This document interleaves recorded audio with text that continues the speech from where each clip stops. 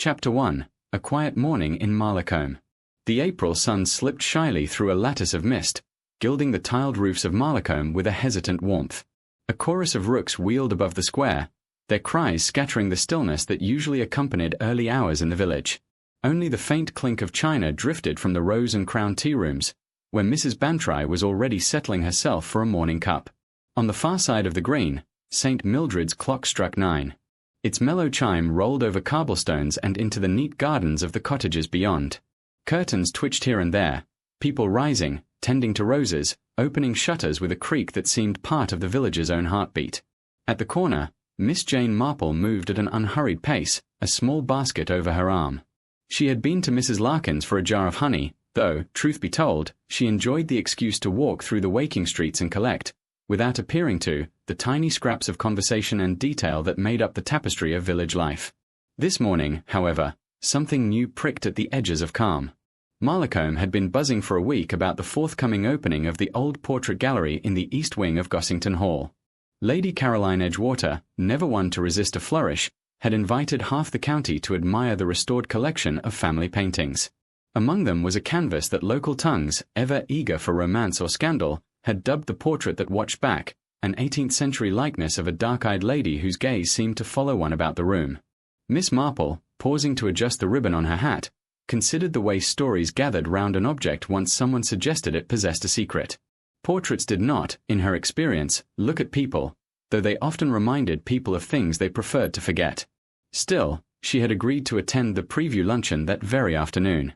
She looked forward to good sandwiches and, perhaps, the faint thrill of a mystery that would likely prove harmless. She was just turning toward the lane that led to her cottage when a commotion broke out beyond the churchyard wall, the abrupt shout of a man, a dog barking, the metallic clatter of something dropped. A figure, a gardener, judging by the muddy knees, came running into view. His face was white, his hands trembling so that the rake he carried rattled against the stones. "Fetch someone," he cried hoarsely. There's a lady, up at the hall, she's lying there, and I think she's dead." A hush settled across the green. Mrs. Bantry rose from her chair, tea forgotten. From the smithy, Tom Jarvis wiped sooty palms on his apron and stared. For an instant the whole of Marlecombe seemed to hold its breath. Miss Marple set down her basket with care. Her expression did not alter, but her eyes sharpened with quiet alertness. She crossed the road, laying a steadying hand on the gardener's sleeve. "Now, Mr. Harkis," she said gently, "take a moment. Tell us exactly what you found." He swallowed hard, gaze darting toward the drive that wound to Gossington Hall. "It's Lady Caroline," he stammered. "In the portrait room. Oh, Miss Marple, there's blood on the floor." Chapter 2. Shadows at Gossington Hall. For one startled heartbeat, no one moved. The morning light felt suddenly brittle, as though a single breath might shatter it.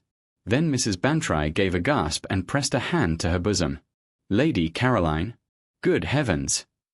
Miss Marple, still steady as a church clock, inclined her head to the gardener. "Will you lead the way, Mr. Harkis? Best not to delay."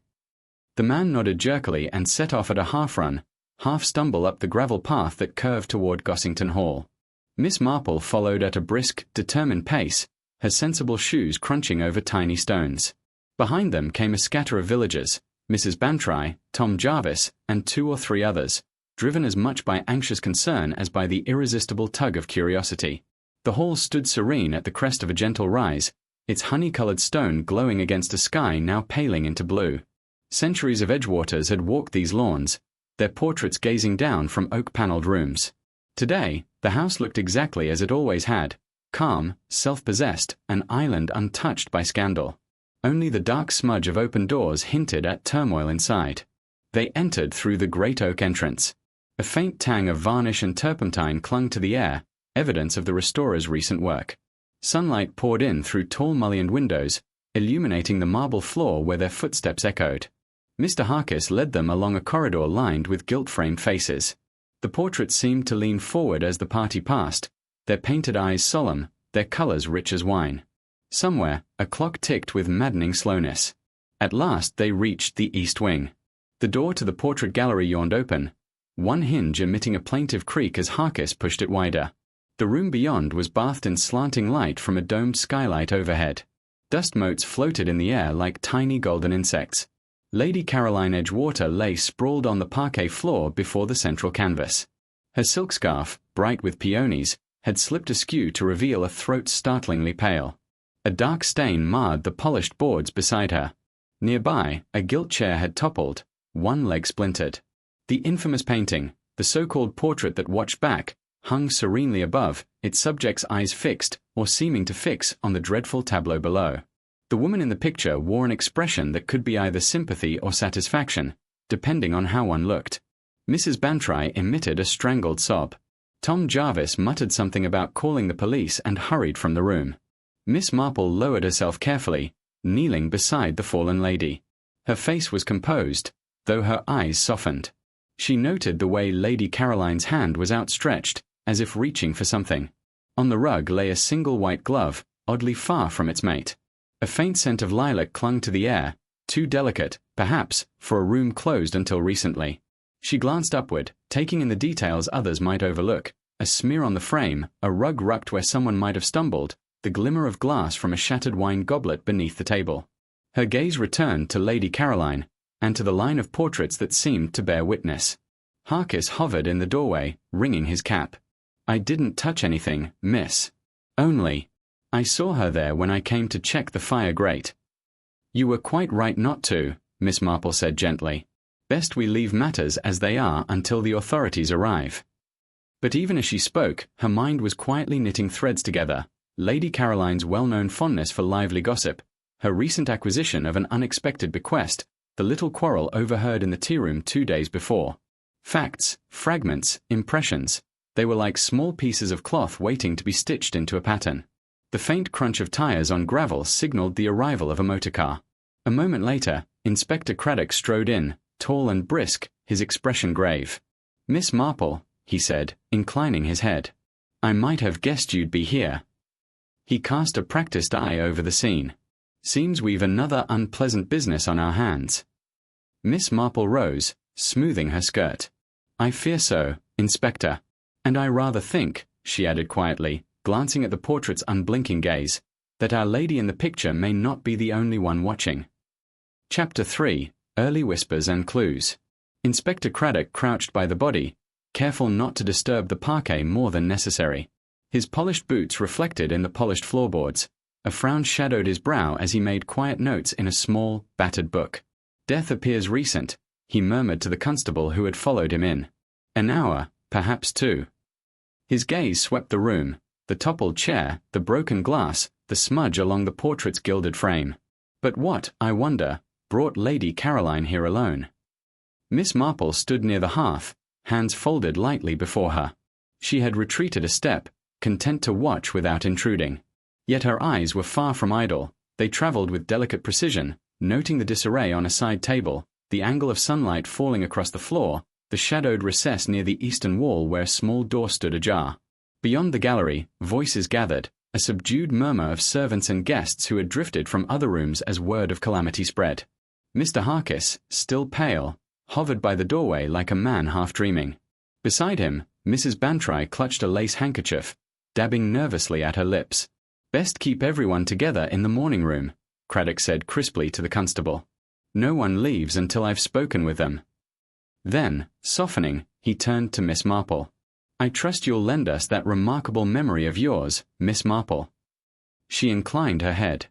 "I shall, if I may observe from a quiet corner. People often reveal most when they do not think themselves observed." Craddock's lips twitched in a faint smile. He had long since learned that Jane Marple's demure manner concealed an intelligence sharper than most detectives. "Just so," he said. "But do take care not to tread where blood may hide our footprints." Miss Marple nodded and stepped lightly aside. Her thoughts, meanwhile, were already gathering in their neat, unobtrusive way. A short time later, the assembled company sat crowded into the morning room, a sunlit chamber with floral curtains and a faint scent of beeswax. Here, anxiety mingled with polite restraint. Cups of tea, hastily brewed by the housekeeper, steamed on a tray, though few had appetite for them. Craddock addressed the group. "We must establish Lady Caroline's movements this morning. Perhaps someone saw her enter the gallery." A thin man with wire spectacles, Mr. Edmund Vale, Lady Caroline's solicitor, cleared his throat. She breakfasted at 8. Afterwards, she spoke with me about arrangements for the gallery opening. She seemed unsettled, kept glancing at that portrait as if it troubled her. Mrs. Bantry nodded vigorously. She said something odd to me only yesterday, about a secret hidden behind painted eyes. I thought she was teasing. Did anyone accompany her to the East Wing? Craddock asked. A hesitant voice rose from the corner. Miss Phoebe Edgewater, Lady Caroline's niece, pale and elegant in a dove-grey frock. I saw her leaving the library, she said. She was carrying an envelope. I asked if she wanted company, but she said she must look at something alone. Miss Marple tilted her head slightly, storing the detail away, an envelope, a solitary errand, and a nervous glance toward a portrait reputed to watch. The pattern, faint but forming, brushed at the edges of her mind.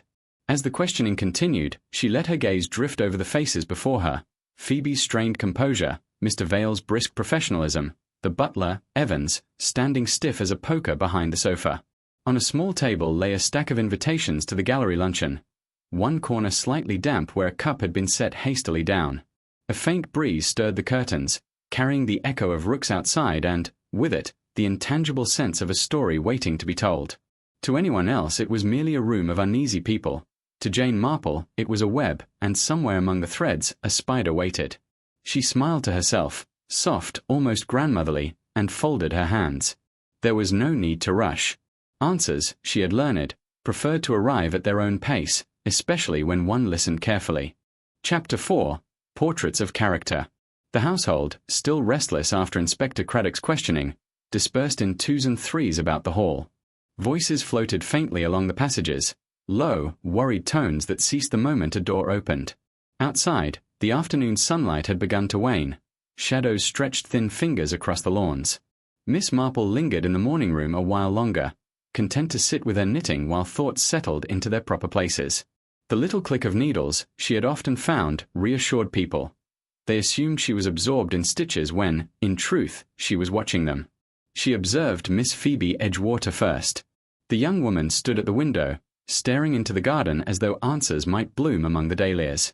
Her hands twisted a handkerchief, white linen growing damp under nervous fingers. There was a fragility about Phoebe, an air of someone shouldering a secret too heavy for her slight frame. By contrast, Mr. Edmund Vale retained the composure of a man used to delicate matters. He sat near the hearth, spectacles gleaming, tapping the edge of his notebook. Once or twice, he glanced toward the door, as though eager to return to his own concerns. Yet a flicker of unease tugged at the corners of his mouth whenever Lady Caroline's name arose. From the hallway came a clink of glasses and the muffled tones of Evans, the butler. His face, when he re-entered with a tray of fresh tea, remained inscrutable, but Miss Marple did not miss the slight tremor as he poured. Servants, she knew, often saw more than they were given credit for. Their discretion was a polished surface over depths of knowledge. At length, Miss Marple rose and excused herself with mild words about fresh air. She wandered through the cool corridors toward the portrait gallery. The hush of the house closed about her like a shawl. Lamps had been lit, their amber glow softening the austere lines of family faces that peered from their frames. The gallery lay as they had left it, though constables now guarded the entrance.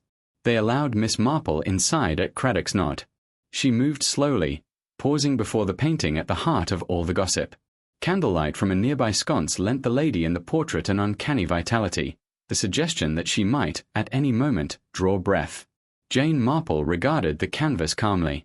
"You've seen a great deal, haven't you?" she murmured, half to herself.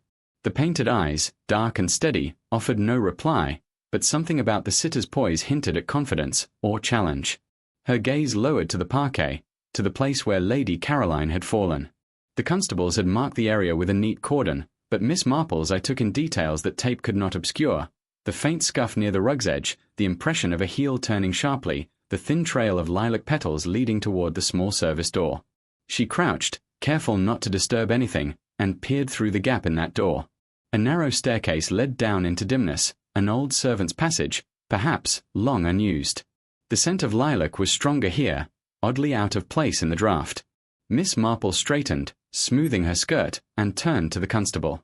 "Do tell Inspector Craddock," she said pleasantly, "that I should like a word with him when convenient." There is, I think, a little path opening in this tangle. Outside, the evening was drawing its cloak over Marlecombe. Somewhere in the distance, a bell tolled vespers, and rooks wheeled above the church spire. Within the hall, however, the air felt taut, charged with questions waiting for their proper shape. Miss Marple walked slowly back toward the others, her step unhurried, her face mild. But behind the blue eyes lay the steady gleam of curiosity. The first hint of a pattern was forming, and she meant to follow its threads, wherever they might lead. Chapter 5. The Lady in the Canvas. Inspector Craddock joined Miss Marple just as she returned from the east wing, his notebook tucked beneath his arm. "You asked for a word, Miss Marple," he said, lowering his voice so it wouldn't carry to the cluster of servants gathered in the corridor. "Yes, Inspector," she replied mildly. "There is something most curious about the service door beside the portrait. It leads to an old staircase, and there was a faint scent, lilac, I think, lingering near it. Lilac is not, as far as I am aware, standard Polish for parquet floors." Craddock raised an eyebrow. "Interesting. I'll have a look at that." He hesitated, then added, "While you were in the gallery, I was speaking to Lady Caroline's solicitor again. Apparently she bought the portrait only last year at an estate sale. Some family connection was hinted at, though Vale seemed reluctant to say more." Miss Marple's eyes twinkled faintly. People often hesitate when the past threatens to cast a shadow on the present. Perhaps Mr. Vale requires the gentle encouragement of a teapot. They moved together toward the small study off the hall, where Vale awaited them, pale but composed. Books lined the walls, and a single lamp cast a modest glow across a leather blotter strewn with envelopes. "I understand Lady Caroline acquired the portrait from you, Mr. Vale." Craddock began. Vale cleared his throat. "Yes, Inspector. It was part of a clearance at Ravenswick Manor. The sitter is believed to be one Arabella Edgewater, a somewhat wayward ancestor. There were whispers of scandal in her day, an unsuitable attachment, a disappearance. Nothing proved, of course." Miss Marple settled into a chintz chair, hands folded over her handbag. "Was it not unusual, Mr. Vale, for Lady Caroline to purchase an heirloom privately, rather than through the family trust?" "She claimed she wanted to spare the Edgewater name unnecessary chatter," Vale said stiffly. "But she was intrigued by the story attached to the painting, about the sitter's eyes appearing to follow viewers about the room. Lady Caroline liked a touch of drama." "Did she mention," Miss Marple asked, "that she believed the portrait concealed something?" Vale hesitated. "She wondered if there might be a secret compartment behind the canvas. I assured her there was none, but she insisted on having the frame cleaned and examined." He glanced nervously at Craddock. "She hinted she'd found something tucked behind the lining, though she wouldn't tell me what." Miss Marple allowed the information to rest in the room, like a dropped stitch waiting to be picked up. "How very singular," she murmured. A soft knock interrupted them. Evans entered, carrying a small silver tray on which lay an envelope, its flap unsealed. "Beg pardon, sir," the butler said, eyes flicking toward Miss Marple. "This was found in her ladyship's writing desk. It's addressed to be opened only if anything should happen to me." Craddock accepted the letter but did not open it at once. Instead, he studied Evans, who stood motionless, hands clasped behind his back. "You've been in this house many years?" 35, sir." "Then you'll know the old servants' passage behind the gallery." Evans inclined his head slowly.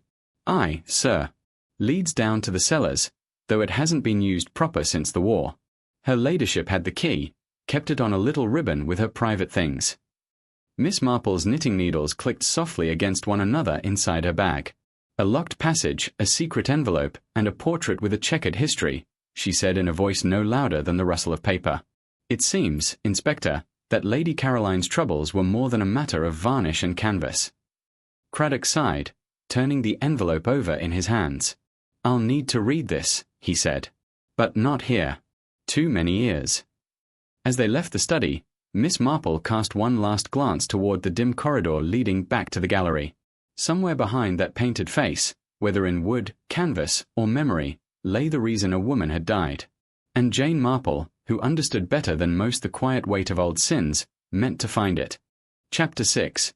Footsteps in the Passage. Evening had settled fully over Marlecombe when Miss Marple asked, in her mildest tone, whether she might take a turn about the house before tea. Craddock, occupied in the study with Lady Caroline's envelope, waved permission with a distracted hand. No one noticed as Jane Marple, shawl neatly folded about her shoulders, made her way toward the east wing once again. The corridors had grown hushed, only the low crackle of fires and the occasional clink of silver from the kitchens disturbed the silence. At the portrait gallery door, a young constable stood guard. He straightened nervously as Miss Marple approached. "Inspector said you might be by," he said, stepping aside. "Mind your footing, "Thank you, my dear," she replied kindly, and slipped into the gallery. The air inside was cool and faintly perfumed with beeswax and the elusive scent of lilac. Moonlight, spilling through the domed skylight, gave the room a pale serenity, at odds with the memory of the body that had lain there only hours before. Miss Marple paused before the painting, her gaze resting on Arabella Edgewater's enigmatic face. The sitter's expression seemed to change with each glance, mischievous, rueful, solemn. "People often leave more of themselves in portraits than they intend," Miss Marple murmured. Her eyes drifted toward the small service door, now unlatched. She stepped through with care, into a narrow flight of stone steps spiraling downward. Dust filmed the handrail. The air smelled of old mortar and faint, faded perfume. She descended slowly, holding the wall for balance. The passage opened into a dim corridor, its floor paved in worn flagstones. A single bulb, hanging from a frayed cord, cast a cone of yellow light. At its edge, footprints, faint but visible, tracked through the dust. They were not the broad marks of policemen's boots but smaller, lighter, as though someone had walked there recently in evening shoes. Miss Marple bent, peering closely.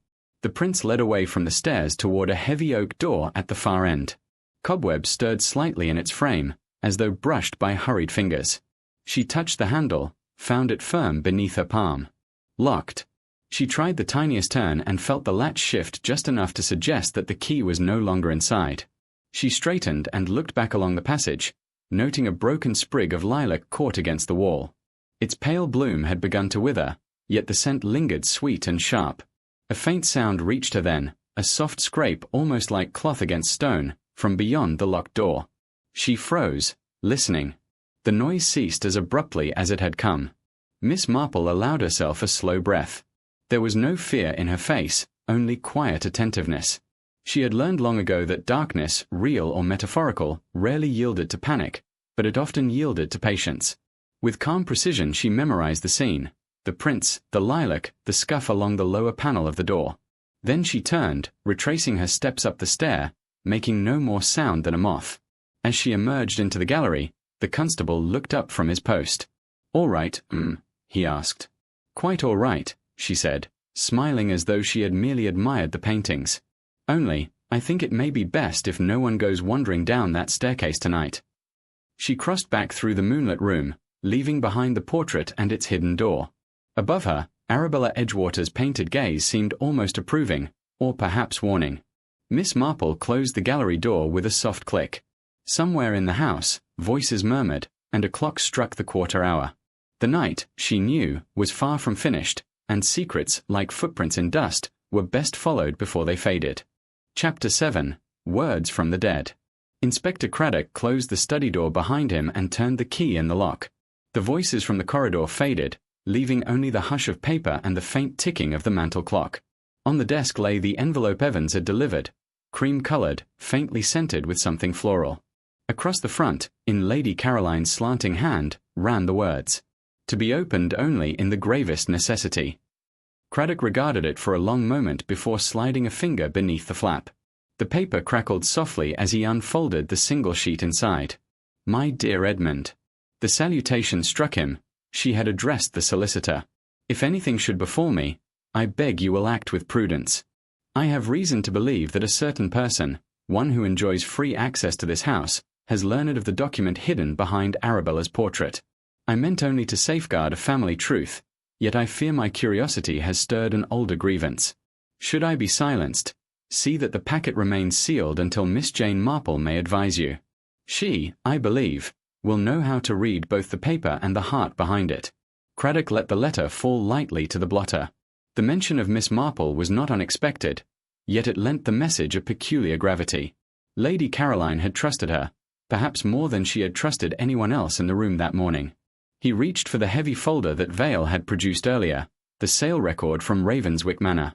Inside were photographs of the portrait before restoration. One image, grainy but clear, showed the back of the canvas removed from its frame. Along the stretcher ran a shallow slit in the lining, just large enough to conceal a slim parcel. Craddock frowned. "A document," he murmured aloud. "Something worth killing for." A knock came at the door. Craddock slid the letter beneath the folder before calling, "Come in." Miss Marple entered, shawl neatly folded about her arm. Her expression was serene, though a keen light rested in her eyes. "I hope I'm not intruding, Inspector." "Not at all." He gestured to a chair. "I've been reading Lady Caroline's note.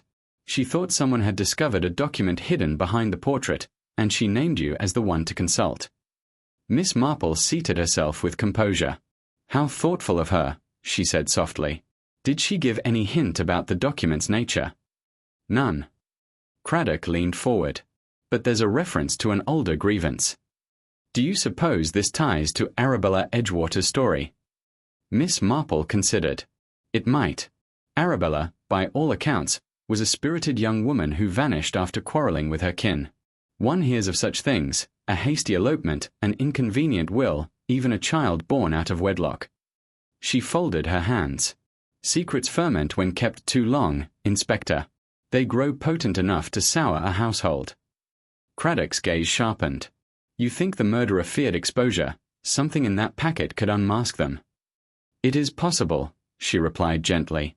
"But before we decide, we should know precisely who had reason to fear Lady Caroline's curiosity."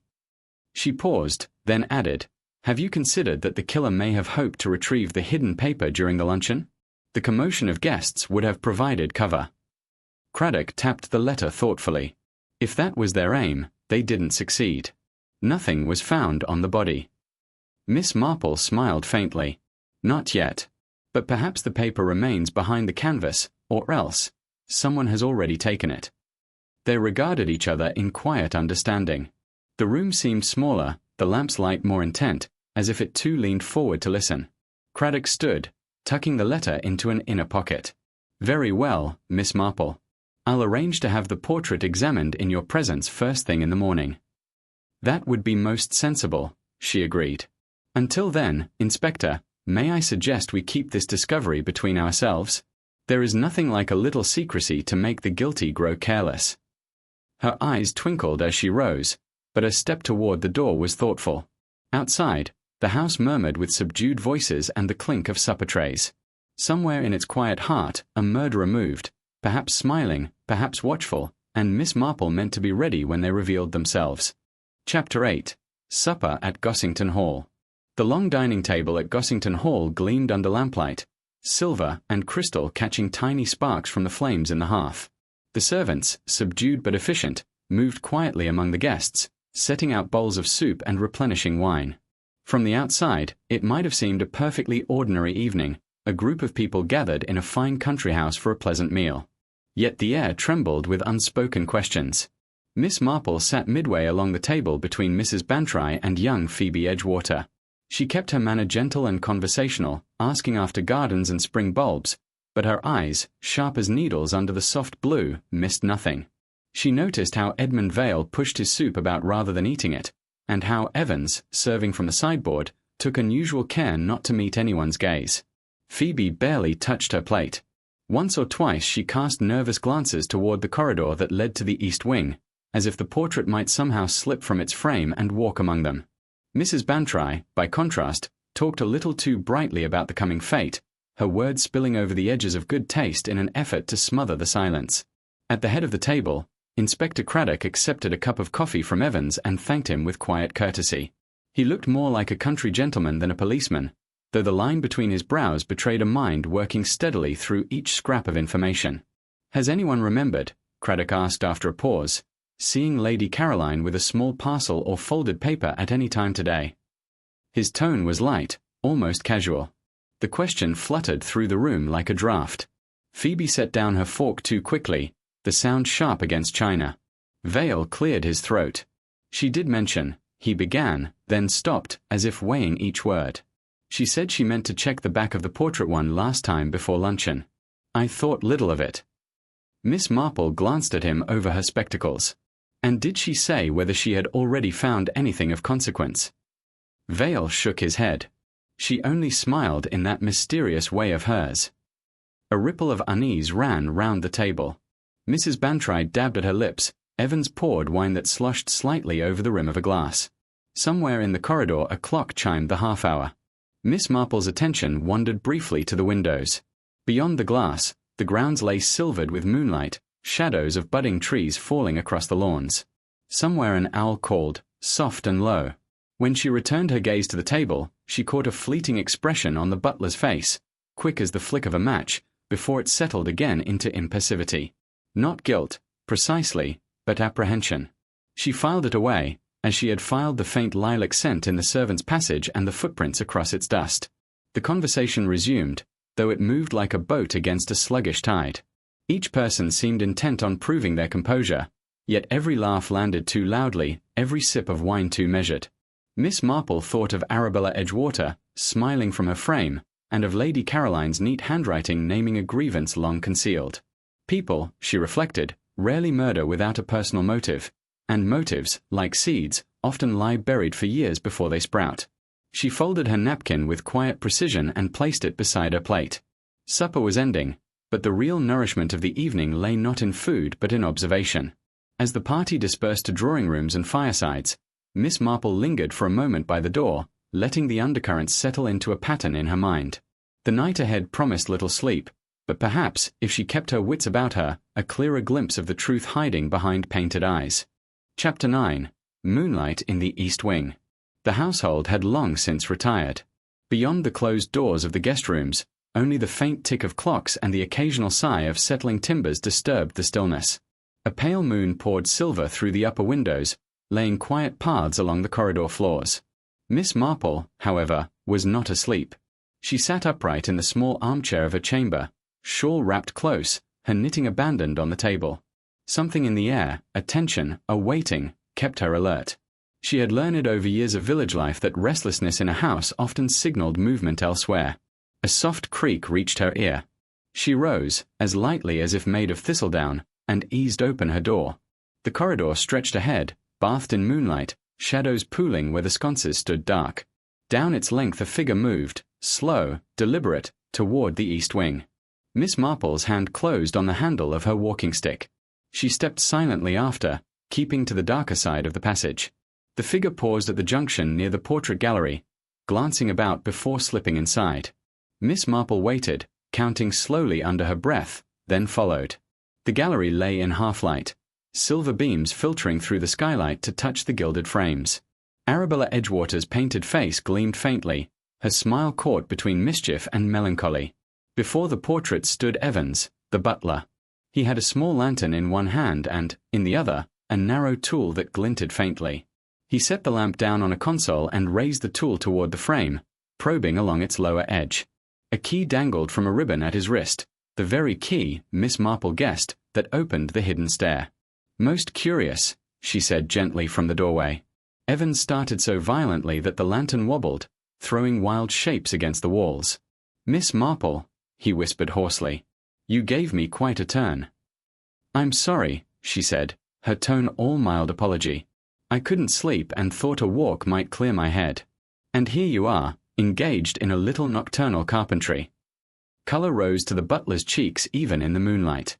I wished only to make sure the portrait was safe, after what happened to her ladyship." "Indeed," Miss Marple replied, stepping closer with gentle composure. "And you felt this couldn't wait until morning?"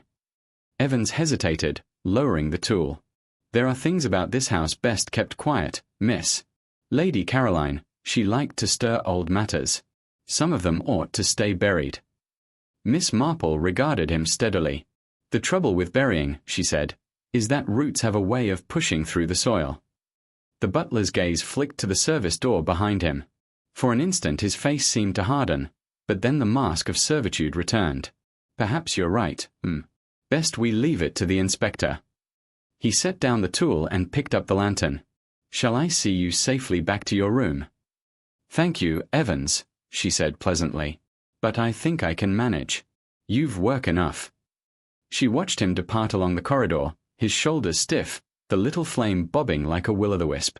Only when he vanished from sight did she allow her eyes to rest once more on Arabella Edgewater's enigmatic smile. Something, she thought, had almost been revealed just now, some fragment of a secret poised on the tip of confession. But secrets, like shy birds, needed patience and the right lure. Tomorrow, with sunlight and Inspector Craddock beside her, she would coax it into the open.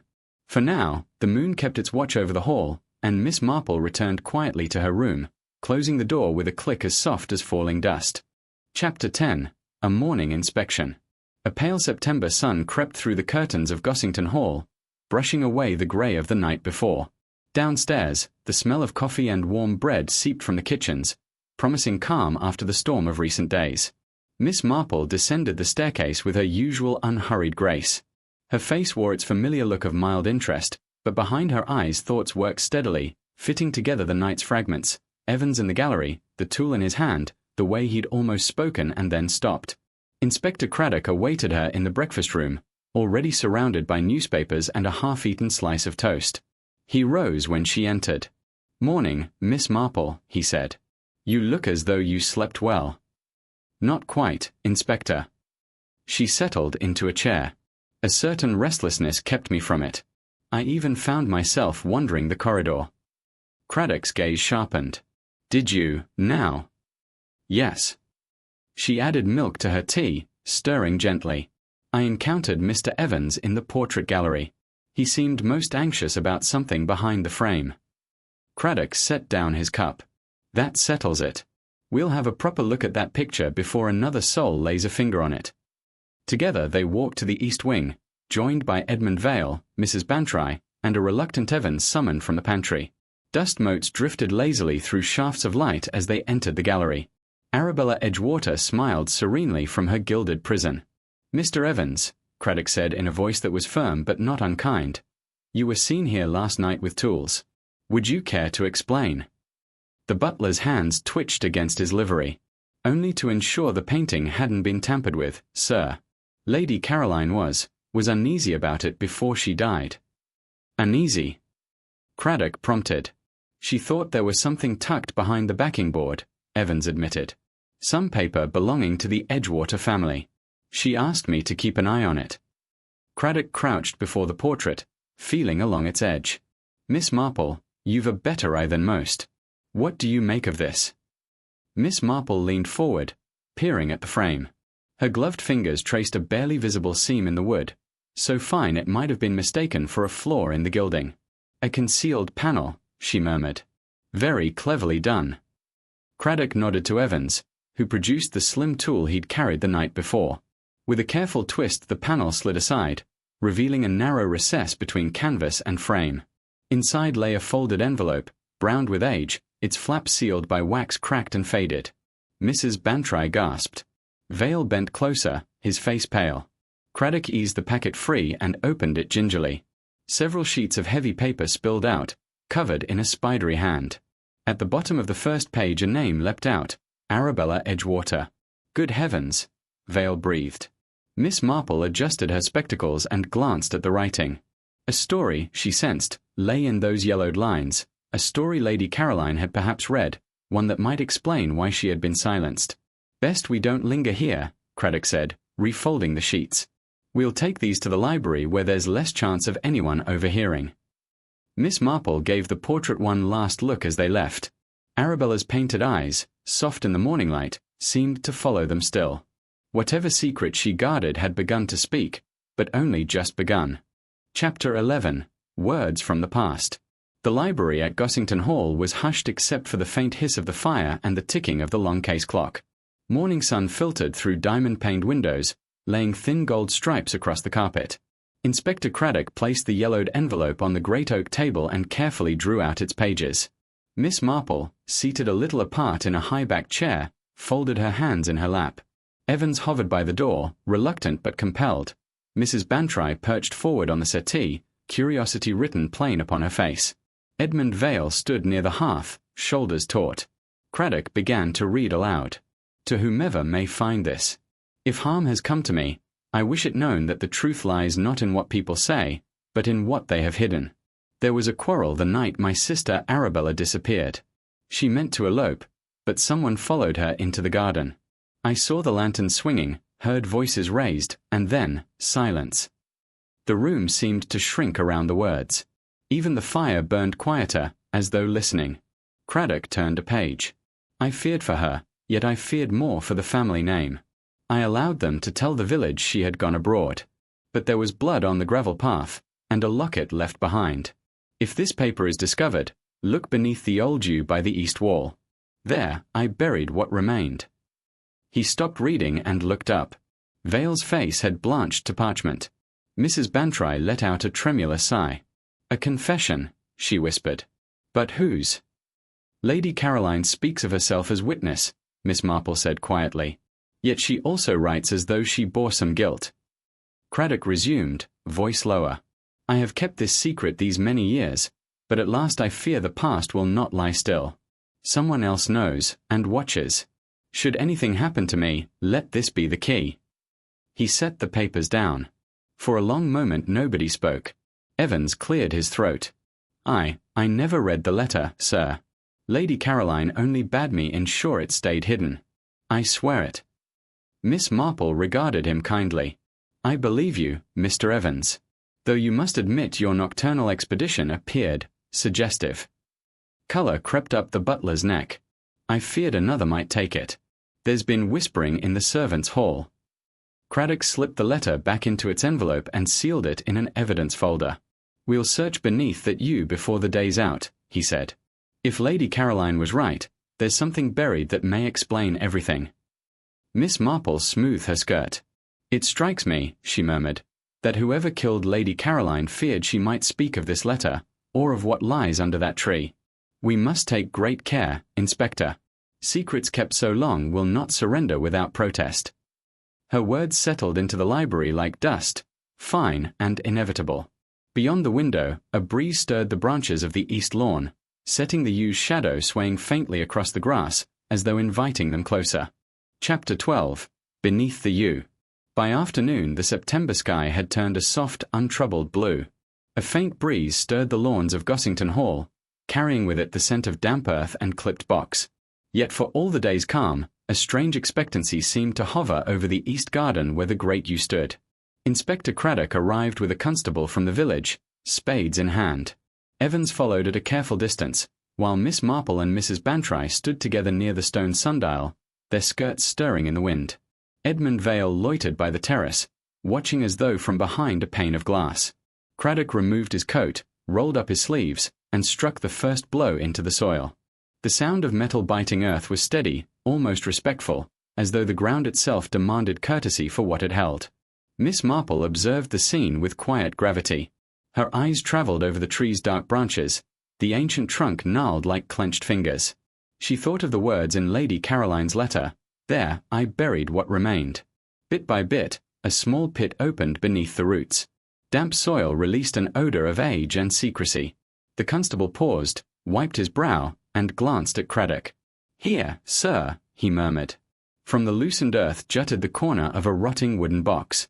Craddock crouched, brushing soil from the lid. The wood was brittle, the hinges eaten with rust. He lifted it gently.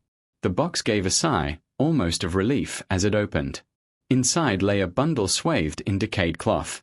The cloth fell away at Craddock's touch, revealing a locket on a silver chain, tarnished but intact, and beneath it, small bones, fragile as bird wings. A hush fell over the gathering, broken only by the distant coo of a wood pigeon. Mrs. Bantry put a hand to her mouth. Vale turned sharply aside. Miss Marple stepped forward, her face composed though her voice was low. Arabella, she said softly, as if naming the dead might bring her a measure of peace. Craddock closed the box and signalled the constable to cover it respectfully. We'll take this to the station for proper examination, he said. Miss Marple, your instincts were right. Lady Caroline knew far more than she ever told. Evans shifted uneasily. Will there be an inquest, sir? There will, Craddock replied. And questions for everyone who lived under this roof then, and now. Miss Marple looked back toward the hall. Its many windows glittered in the afternoon light, but behind some of those panes, curtains stirred as if someone had been watching. The past, she thought, had pushed its way up through the soil, but whoever feared its revelation might not be done acting. She laid a gentle hand on Craddock's sleeve. "Do be careful, Inspector. When secrets come to light, they sometimes take more than one life." Craddock nodded gravely, ordering the constable to carry the box. Together they walked back across the lawn, the shadow of the yew stretching long and thin behind them, like a warning etched on the grass. Chapter 13. Shadows in the Drawing Room. The east lawn lay empty now, save for the churned soil and the fading imprint of boots. Inside Gossington Hall the guests drifted to the drawing room, drawn less by habit than by a shared need for company. Afternoon sunlight poured through the tall windows, yet the air felt strangely heavy, as if the house itself were holding its breath. Mrs. Bantry occupied the corner of a sofa, twisting a lace handkerchief between restless fingers. "Bones," she murmured. "Poor Arabella, all these years." Her voice carried a tremor that no amount of social polish could quite disguise. Phoebe Edgewater stood near the fireplace, gazing into the unlit grate as though flames might offer an answer. Her shoulders were hunched, and she clutched a teacup so tightly the china rattled. At the far side of the room Edmund Vale poured himself a stiff brandy. He swallowed half in one draught and kept his back turned to the others. Miss Marple, seated in an armchair by the window, watched him over her knitting. She noted the way his jaw tensed and how he stared, not at the view, but at the glass in his hand. Evans entered quietly with a tray of tea. His usual poise seemed thinner now, like varnish rubbed from old wood. As he bent to offer Miss Marple a cup, she caught a flicker of worry behind his eyes.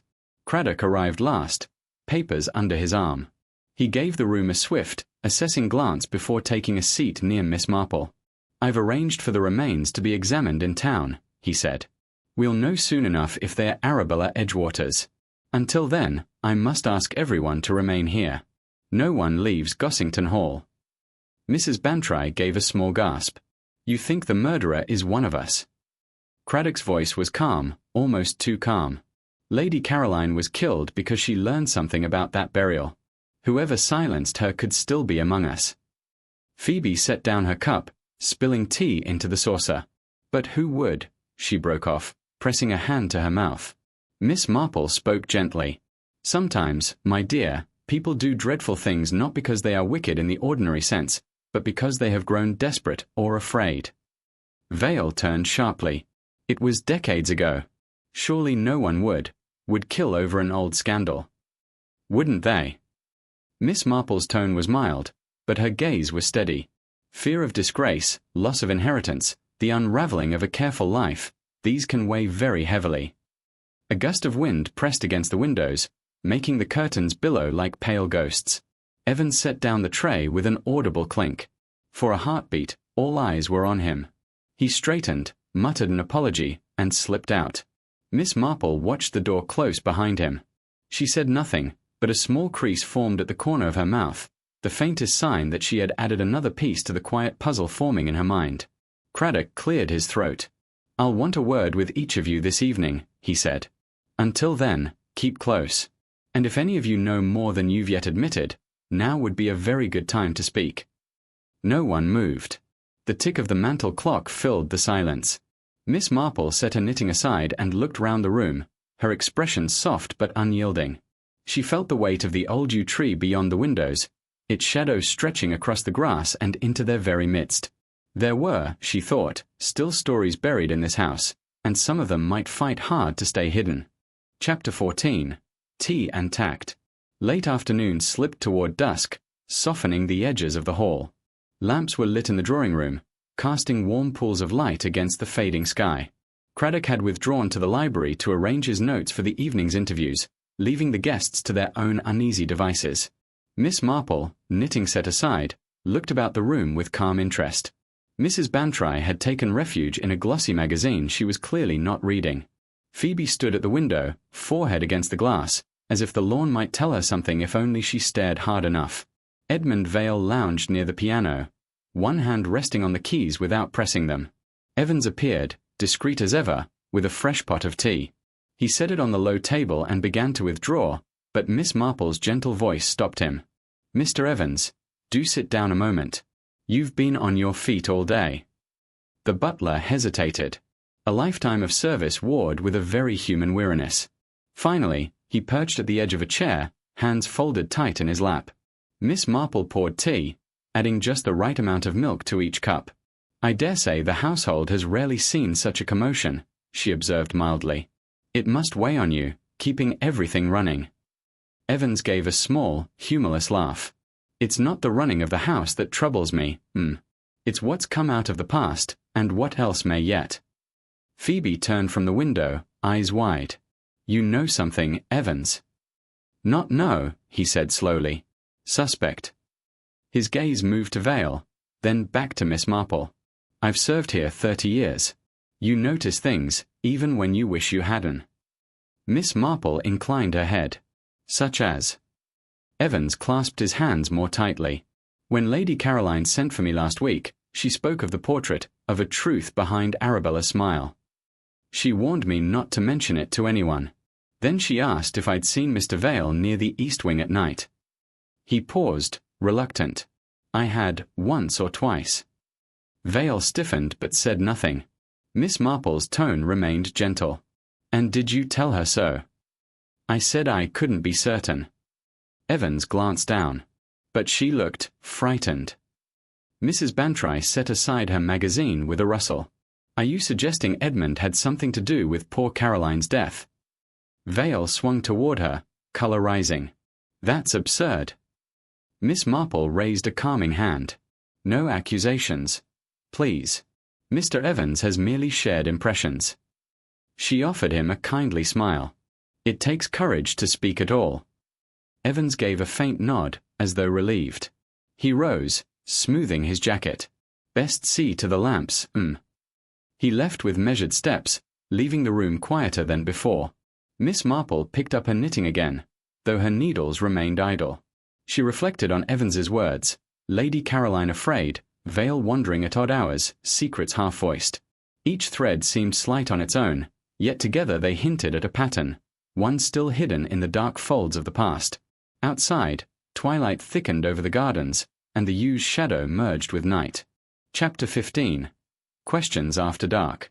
Night pressed gently against the tall windows of the library, turning their panes into mirrors. Lamps burned low, casting mellow circles on polished wood. A faint scent of wax and leather bound the room in quiet gravity.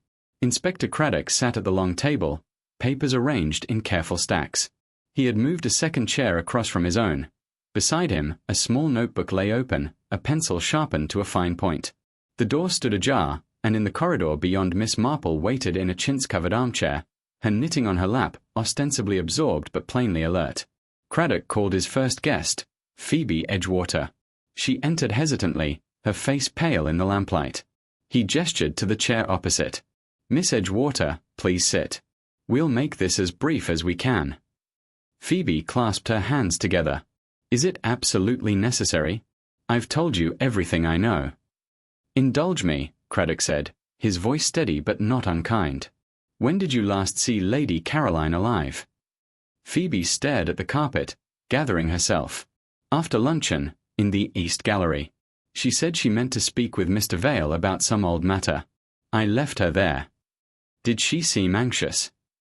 Phoebe nodded. She kept glancing at the portrait. Craddock made a note. "And you, Miss Edgewater, did you ever hear Arabella spoken of in connection with scandal? Anything that might explain why someone would hide her remains?" Phoebe bit her lip. "Only rumors about a broken engagement, nothing more. My mother never allowed such talk." He thanked her and released her.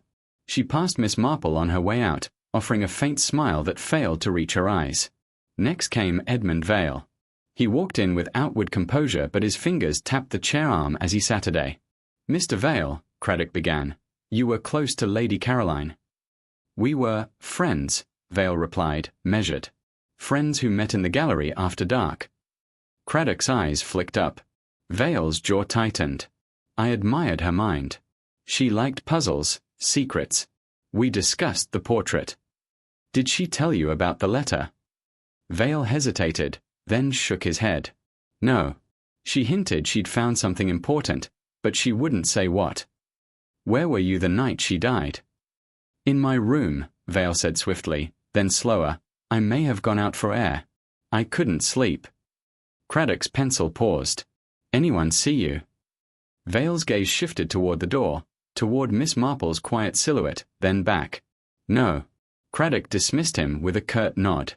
Evans arrived last, hands clasped behind his back, posture rigid as an old soldier. Craddock questioned him about the letter, his midnight visit, and the unearthed box. The butler answered evenly, yet something in his eyes, a flicker, a quick blink, suggested words unsaid. When Evans departed, Craddock leaned back, rubbing his brow. Miss Marple entered softly. Well, she asked. They're all keeping something back, Craddock murmured. Phoebe's fear, Vale's evasions, Evans's silence, none of it sits clean.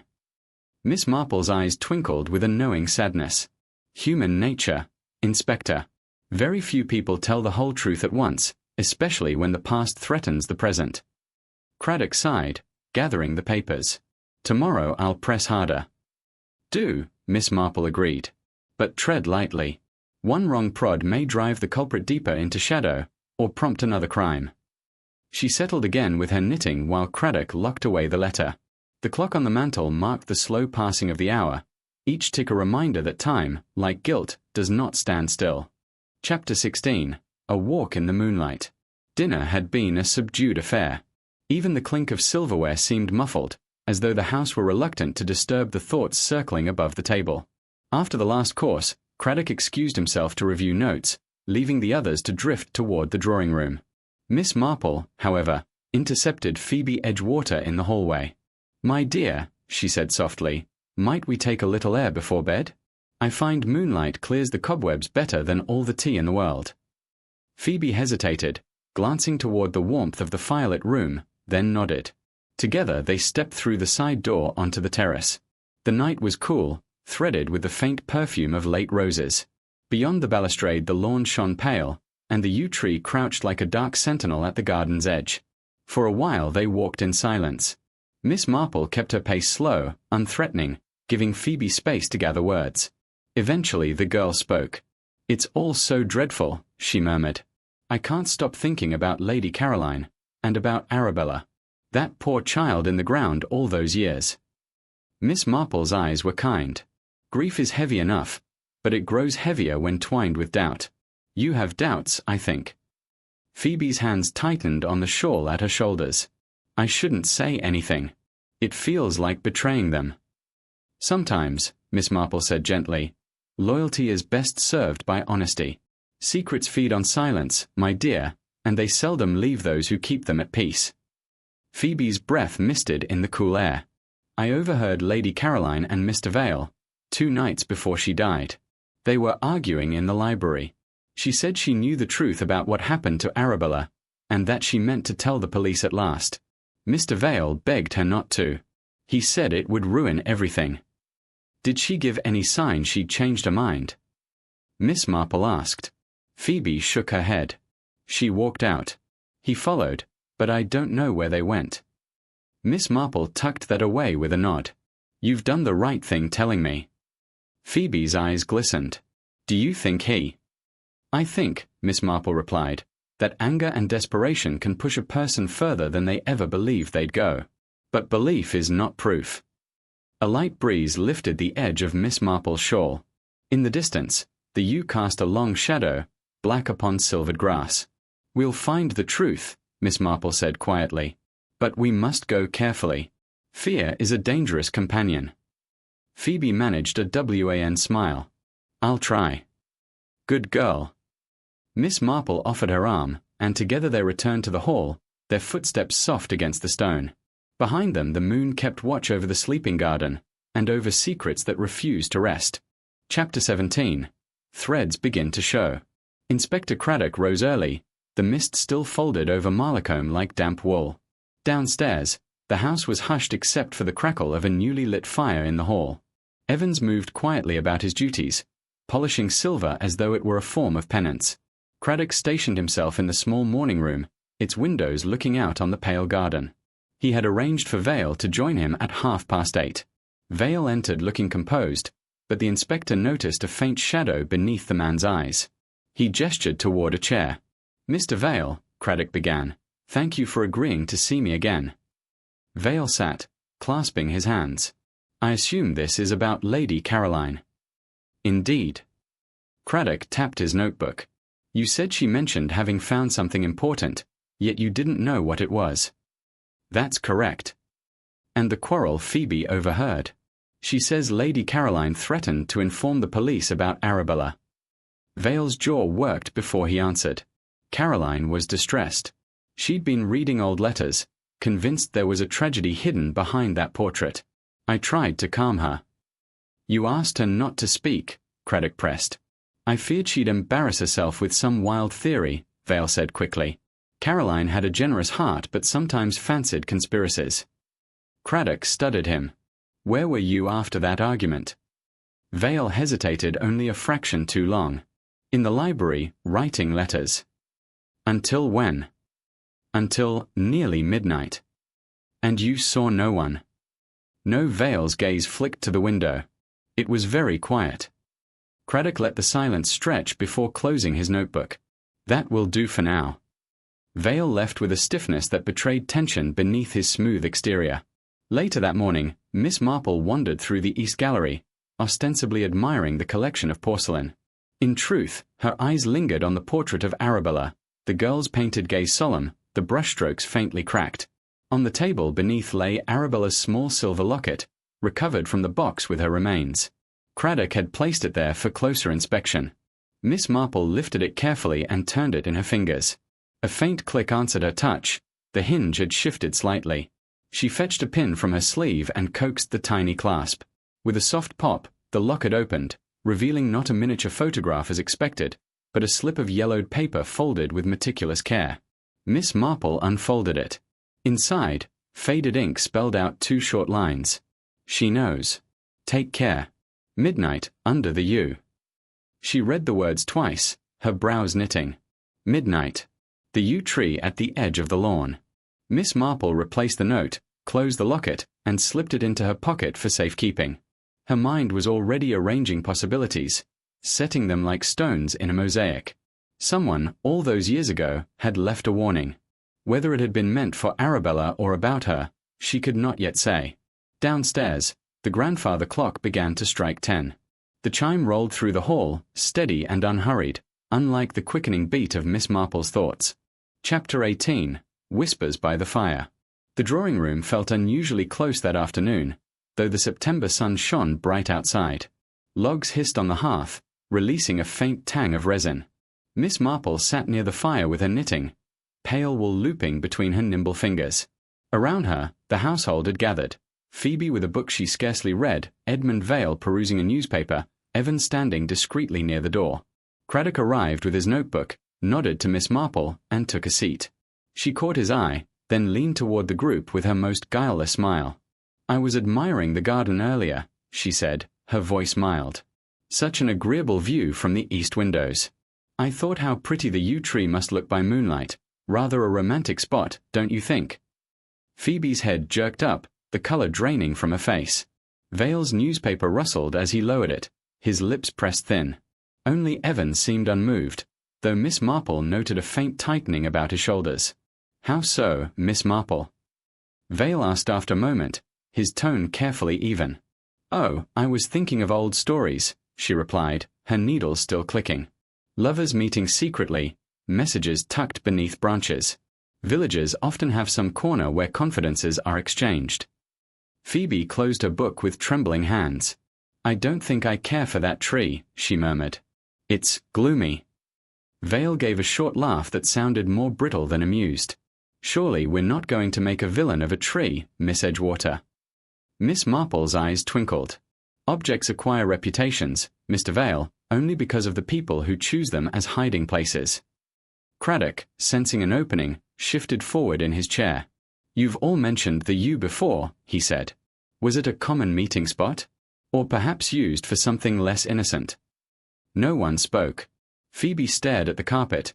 Vale folded the newspaper with deliberate care. Evans polished a silver button on his cuff.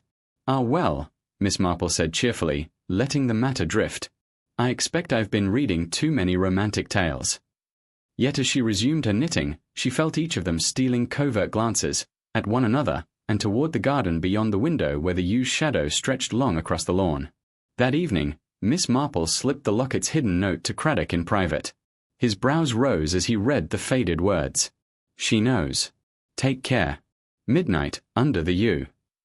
The tree again, he murmured. Whoever wrote this thought Arabella, or someone, was in danger. Miss Marple nodded. And someone in this house knows precisely why. They stood together at the window, looking out toward the dark shape beyond the lawn. The wind stirred its branches with a soft hiss, like a whisper refusing to be silenced. Chapter 19. Midnight by the Yew. Rain clouds rolled away as dusk settled over Marple Hall, leaving the lawn silvered with moisture. Lamps flickered in the windows. Inside, supper had been subdued, conversation sparse. The locket's note lay heavy in Inspector Craddock's pocket. When the house had retired, Craddock met Miss Marple in the little anteroom off the hall. She wore a shawl the color of faded rose, a small lantern in her hand. I do hope, she said mildly, that our vigil will not lead to rheumatism. Craddock offered a wry smile. I'd prefer rheumatism to another body, They slipped out by a side door, Evans's discreet figure letting them through without comment. The night was sharp and crystalline. A half-moon peered through drifting mist. The yew tree loomed at the far edge of the lawn, black and still. Craddock and Miss Marple moved quietly across wet grass, their steps softened by moss. Near the base of the trunk, the soil was churned and damp where spade marks had scarred it days before. They waited. Minutes stretched. Somewhere, an owl called, "Leave side." Miss Marple stood with patient calm, her eyes half closed as though listening for the heartbeat of the garden itself. At last a figure detached itself from the shadows beyond the hedge. Craddock tensed. The intruder carried no light, but the moon caught on a pale scarf about the neck. Stay back, Craddock whispered. The figure drew closer, Vale. He crouched by the yew, fumbling at the roots. Craddock stepped forward. That's far enough, Mr. Vale. Vale spun, frozen in the silver glow. For a heartbeat his face was a blank mask, then calculation flickered behind his eyes. I couldn't sleep, he said, voice thin. Thought I'd take a walk. In the wet grass. Craddock's voice was cool. Or were you hoping to collect something before anyone else found it? Vale's hands spread in a placating gesture. You've mistaken me. Enough, Craddock snapped. Step away. Vale hesitated, then slowly obeyed. Miss Marple knelt where he'd been, careful not to disturb the ground too much. Her fingers brushed something half-buried, a strip of faded ribbon, knotted tight around a little packet wrapped in oilcloth. She passed it to Craddock, who unwrapped it by the lantern's glow. Inside lay a handful of papers, fragile with age. On the top, in spidery ink, were words that made him draw a sharp breath. Testament of Arabella, not to be opened unless danger threatens. Miss Marple looked up at him, her face calm but intent. It seems, Inspector, she murmured, that Arabella left us her own voice. Vale made a sudden movement, but Craddock's hand was already on his arm. You'll stay right here, sir, Craddock said grimly. We're going to read this, together. Moonlight slid along the yew's dark boughs as the three of them stood in tense silence, the sealed papers between them holding secrets buried for far too long. Chapter 20. Arabella Speaks. Craddock balanced the lantern on a low branch, its glow trembling against the slick yew needles. The bundle of papers lay in his hands, the ribbon cut clean by his pocket knife. Miss Marple stood close, her shawl drawn tight, her eyes steady on the faded ink. Vale shifted, wet grass whispering beneath his shoes. I don't see why this is necessary, he said hoarsely. Whatever that child scribbled can't matter after all these years. Arabella wasn't scribbling, Miss Marple said gently.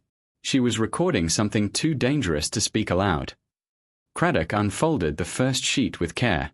The writing, though tremulous, was legible. If anyone should find this, know that I, Arabella Hargreaves, tell the truth of what befell me. Lady Caroline meant to protect me, but her kindness brought ruin. I feared Mr. Vale's temper when I told her I would speak about the accident in the gallery. I hid in the passage near the yew, waiting for her. He followed, angry, saying it would be the end of him if I spoke. I begged him to leave me be. Then came a blow, sudden and heavy. I felt myself falling and thought of the portrait looking on.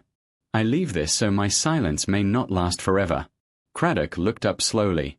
The air between them was still, heavy with the voice of a girl who had waited decades for someone to listen. Vale's face had drained of color. "That doesn't prove," he began, then stopped, his mouth working. Miss Marple spoke softly, almost sorrowfully. "There is a saying in St. Mary Mead, Mr. Vale, the truth will out, no matter how deep you bury it." Arabella tried to tell it herself, even from the grave. Craddock straightened, folding the fragile sheet. "This is sworn testimony, Mr. Vale, written at the hour she feared for her life. I'll keep it safe until it can be examined properly." Vale glanced at the open ground, then at the two steady faces before him. For a moment, defiance flickered and died. His shoulders sagged. "I never meant," he whispered. "It was an accident. I only wanted to frighten her, make her keep quiet." She stumbled. Miss Marple's eyes softened, but her voice was firm. "And because of that, an innocent child lay hidden for years, and Lady Caroline lost her life when she sought to make it right." Rain began again, a thin, steady fall that darkened the grass around them. Craddock placed the papers back into the oilcloth and looked to Miss Marple. "Time to take this inside," he said quietly, "and to see that Mr. Vale answers for 2 lives." They turned toward the house. Behind them, the yew tree shivered under the drizzle, its branches sighing like breath released after too many silent years.